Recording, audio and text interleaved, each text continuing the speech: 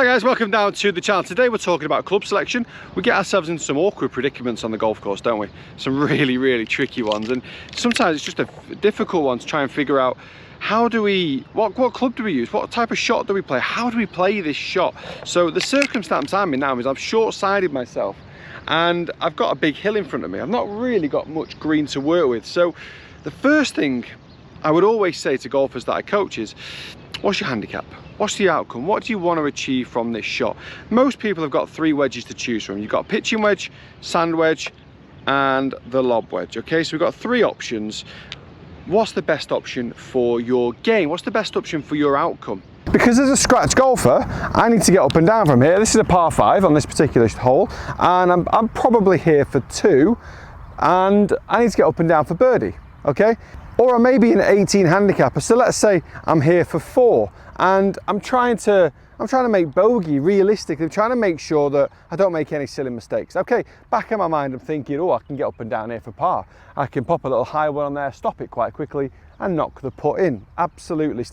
But statistically, we have to get that golf ball within around about 3 or 4 feet to hold the next shot. Okay, so I always come back to statistics. It doesn't mean that that is the be all and that's going to happen. If I finish outside of 5 feet, I'm not going to hold the putt. It doesn't mean that, but it means over the course of 18 holes, make your decisions based on statistics and also based on your own personal confidence levels on these types of shots. So if I'm an 18 handicapper, I often say to the guys, grab your pitching wedge or your sand wedge, because you need to knock this ball inside of 15 feet to 2-putt.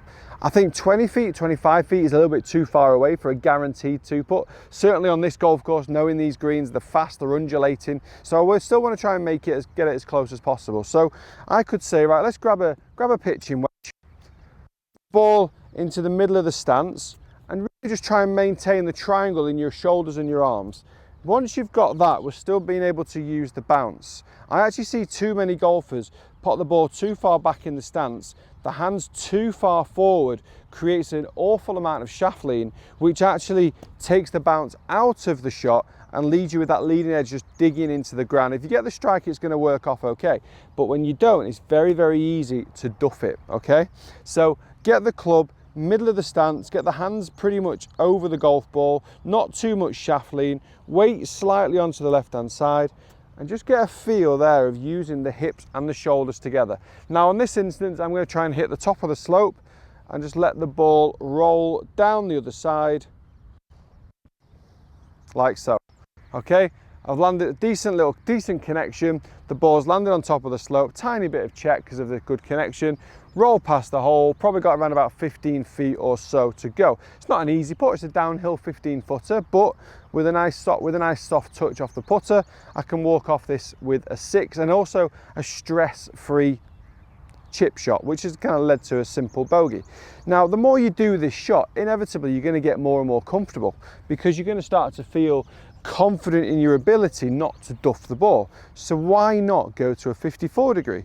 If you're an 18 handicapper and you're confident in your chipping, go with the 54 degree, and then go with the exact same philosophy. Ball in the center of the stance, hands level with the golf ball, use the hips and the shoulders together. This ball is going to pop up a little bit higher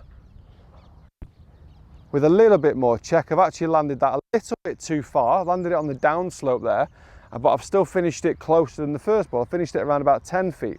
So had I been a bit more precise with my landing area, I could have finished that really close. Now, if you're a category 1 golfer, if you're a single figure golfer, scratch golfer, you are really looking forward to trying to get up and down here for birdie. Now, before I get onto those players, if you're an 18 handicapper and you're comfortable with your 58 degree, go with the 58 degree, but don't do anything too crazy. We don't need to.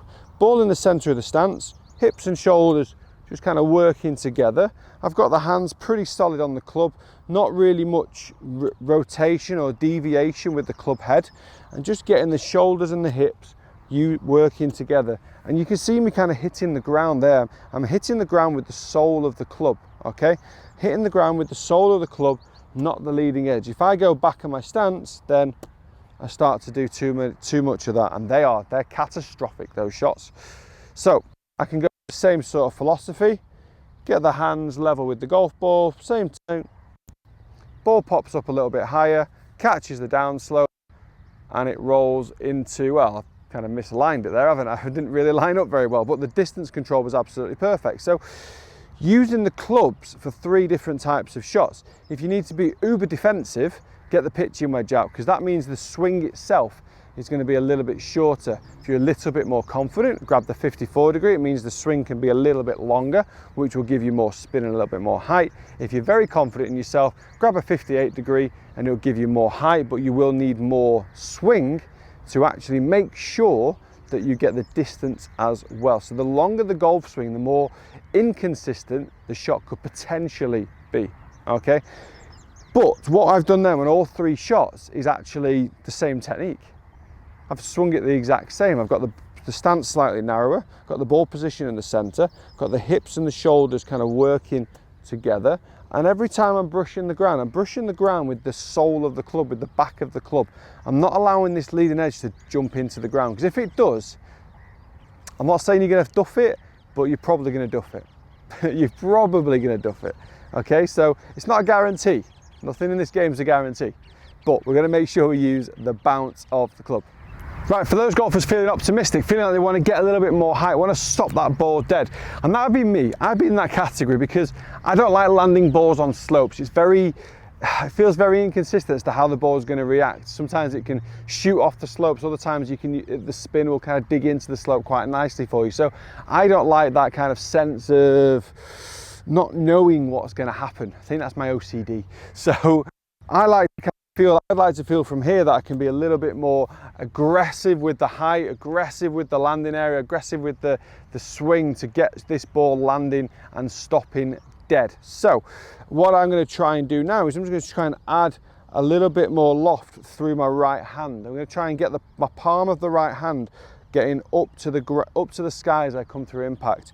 That's going to basically add a little bit of loft. I'm effectively, and I hate this word for golf, but I'm effectively scooping the ball, getting my hand and making sure the bounce of the club glides under the golf ball, making sure at the same time I'm adding some loft onto the club face. Okay, so with that then I'm going to hit more height, which means I'm going to hit the ball shorter distance, which means now I need a longer golf swing. Okay, so as a result, loads of height, landed it where I said I didn't want to on the slope, so I actually hit it a little bit short, but it's ended up being quite a decent little shot. Now in terms of my setup, I haven't gone crazy, I haven't opened the face, I haven't put the ball position forward, I've kept the ball position in the center, I've kept my same setup as before. I'm just kind of manipulating the hands. That was a nice strike, loads of spin. I'm just manipulating the hands through impact and making sure the club face is working and gliding under the ball. Using the bounce, using the movement of my hands, but again you'll still see that the hips and the shoulders are working together. Everything is rotating together, so it keeps the general consistency. That's a nice one with the strike again.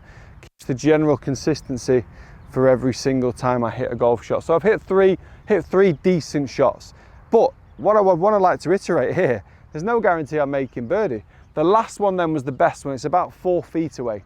The other ones are about 5 and 6 feet. So there's no guarantee, but I've kind of been a little bit more precise to give myself an opportunity of holing the next shot. So assess your level of golf. And if you're an 18 handicapper, I'm sure you're aspiring to be a better level of golf. So give yourself an opportunity to do that. Not just think, okay, I'm here for 4, I'm here for 3 or 4 or whatever. I'm just going to accept what's going to happen.